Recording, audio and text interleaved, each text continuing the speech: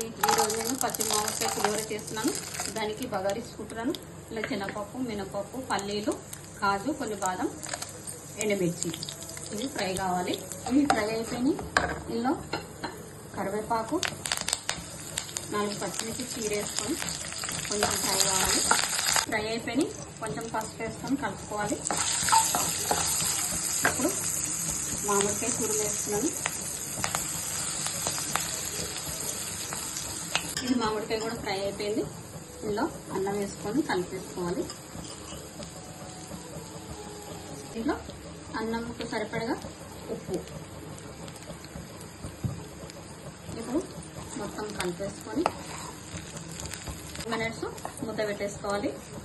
ఫైనల్గా పులిహోర రెడీ అయిపోయింది. ఒక బౌల్లో సర్వ్ చేసుకుంటున్నాను. ఫైనల్గా రెడీ అయిపోయింది. కొంచెం కొత్తిమీర వేసుకొని సర్వ్ చేసుకుంటాను. పులిహోర రెడీ అయిపోయింది.